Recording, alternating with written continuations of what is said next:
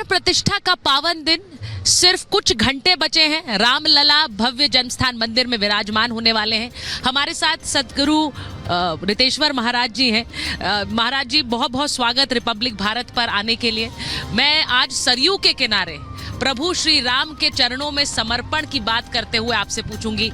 आप भले ही भक्तों को मार्गदर्शन देते हैं, लेकिन आज आप खुद एक भक्त के रूप में।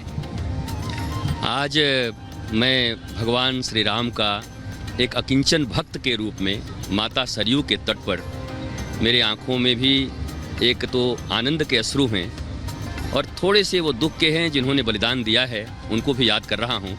पर खुशी इतनी बड़ी है कि उन बलिदानियों के कारण आज सरयू माँ की धारा जो कभी रक्त से रंजित हुआ करती थी, आज इठला रही हैं, बल खा रही हैं। आज इनकी हर लहरें मानो जय श्री राम कह के, जय सिया राम कह के, और पूरी दुनिया के 8 अरब लोगों को ये संदेश दे रही हैं कि प्रभु श्री राम सिर्फ अयोध्या में नहीं आए, बल्कि हमारे दिलों में आ चुके हैं। आराम मतलब अब जीवन में आराम आ गया है। राम के आने से सारी दुनिया आराम में आ गई है।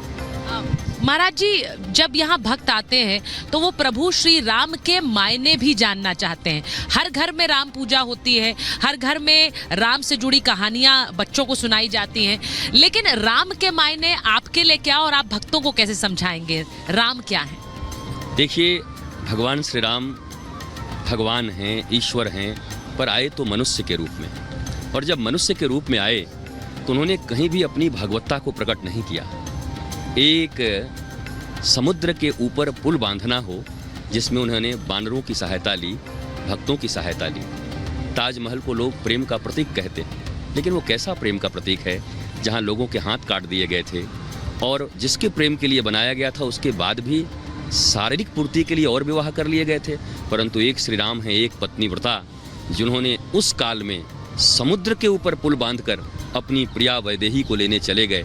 मैं तो ये कहता हूँ भारतीयों को और पूरी दुनिया वालों को, कभी प्रेम प्रकट करना हो ना तो राम सेतु देकर प्रकट कर देना, क्योंकि ऐसा दुनिया में कोई मिला नहीं जो अपनी प्रिया को लाने समुद्र पर पुल बांध कर चला गया हो।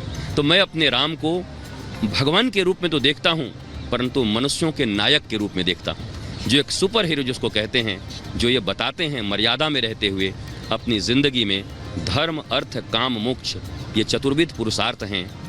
काम और अर्थ ये नदी बह रही है, पर धर्म और मोक्ष ये दोनों किनारे हैं। अगर इन किनारों में ये नदी बहे तो जीवन बड़ा आनंदित और आह्लादित होता है, परंतु धर्म और मोक्ष की अगर मर्यादा टूट जाए तो ये केवल पैसे और वासना की नदी एक दिन आपको बर्बाद कर देती है। भगवान राम हमको ये सिखाते हैं। मैं गुरुजी आपसे ये ज़रूर पूछूंगी कि प्राण प्रतिष्ठा की जो विधि है, थोड़ा उसके बारे में बताएं, क्योंकि कल मुहूर्त में कुछ घंटे बचे हैं और जो मुहूर्त है दोपहर 12:20 का, उसके बाद जो प्राण प्रतिष्ठा होगी उसमें क्या क्या होगा और उसका अर्थ भी क्या है? देखिए, 7 दिवसीय अनुष्ठान तो शुरू हो चुका, आज 6ठा है, कल पूर्ण होगा। भारतीय सनातन वैदिक परंपरा में जिन जिन रिचुअल्स को मानते हुए ये प्राण प्रतिष्ठा होते हैं, पहले जब कोई मूर्ति बनती है तो वो दुकानों में होती है, उसका छेनी हथौड़ी से उसका कार्य बन रहा होता है, तब उसको लोग प्रणाम नहीं करते, तब दुकानों में लगी रहती है। परंतु जैसे ही मंदिर में आते हैं और ऐसी वैदिक सनातन परंपरा के अनुसार उनके भीतर प्राणों को प्रतिष्ठित किया जाता है, तो जब प्राण प्रतिष्ठित करते हैं तो फिर वो भगवान हमारे प्राण और धड़कन बन जाते हैं। देखिए, वैदिक रीति से इसलिए ये कमज़ोर नहीं है क्योंकि प्रधानमंत्री स्वयं काशी से आते हैं और काशी विद्वानों की नगरी रही है। जिस काशी के विद्वानों ने इस प्राण प्रतिष्ठा के मुहूर्त को निकाला हो, बड़े बड़े शास्त्रियों ने विचार विवेचना गवेषणा करते हुए इस युक्त समय को निकालकर एकादशी के दूसरे दिन द्वादशी, एकादशी का अर्थ होता है 10 मन और 1 इंद्रियों पर संयम करके, और तब द्वादशी को प्राण प्रतिष्ठा का फल मिलता है। आज 11 दिन का व्रत प्रधानमंत्री श्री नरेंद्र मोदी भी कर रहे हैं।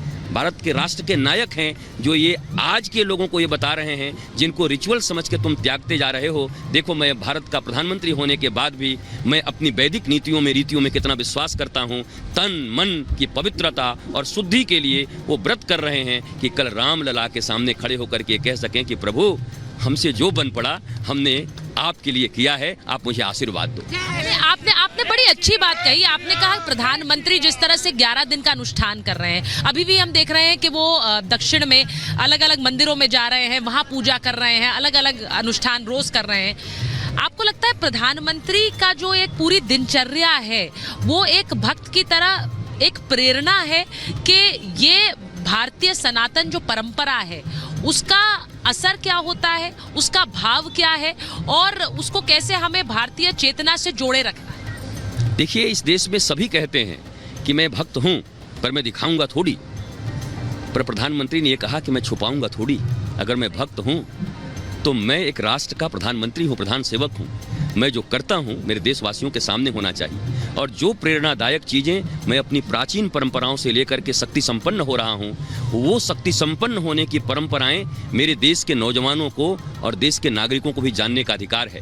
जब कभी वो, चाहे वो नेपाल के पशुपतिनाथ में हो, चाहे वो केदारनाथ में हो, चाहे ये प्रधानमंत्री नरेंद्र मोदी का जैसे जिक्र कर रहे हैं सदगुरु रितेश्वर महाराज, ऐसी ही एक जानकारी और अहम खबर मैं आपको बताने वाला हूं। कांग्रेस के वरिष्ठ नेता प्रमोद कृष्णम का बयान सामने आया है और प्रधानमंत्री नरेंद्र मोदी को मंदिर का श्रेय दिया है। राम मंदिर का श्रेय उन्होंने दिया है। पहले भी श्रेय को लेकर बड़े बड़े बयान सामने आ चुके हैं, बड़ी बड़ी लड़ाइयां लड़ी गई हैं, लेकिन कांग्रेस के नेता प्रमोद कृष्णम का बयान सामने आया। उन्होंने कहा मोदी ना होते तो मंदिर नहीं बन पाता। बड़ी और अहम बात उन्होंने की है, सुनवाते हैं क्या कुछ कहा।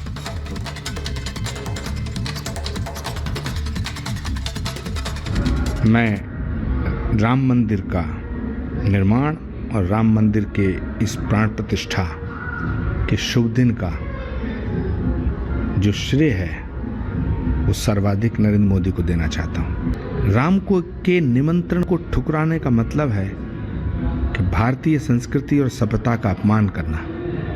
राम के निमंत्रण को ठुकराने का मतलब है कि भारत की अस्मिता और अस्तित्व को चुनौती देना। राम के बिना न भारत की कल्पना की जा सकती है न भारत के लोकतंत्र की। इसीलिए रामराज्य का सपना तो महात्मा गांधी ने देखा था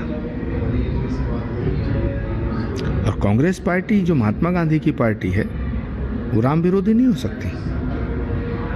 इसीलिए मैं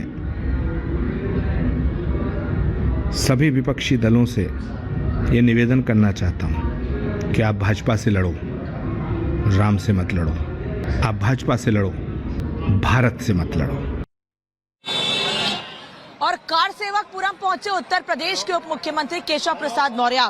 वहां पर भी उस जगह को भी आसपास सभी को खूबसूरती से सजाया गया है। डिप्टी सीएम केशव प्रसाद मौर्य से रिपब्लिक भारत ने खास बातचीत की है। अयोध्या को लेकर वो क्या कह रहे हैं, सुनिए शिखा शर्मा से इस खास बातचीत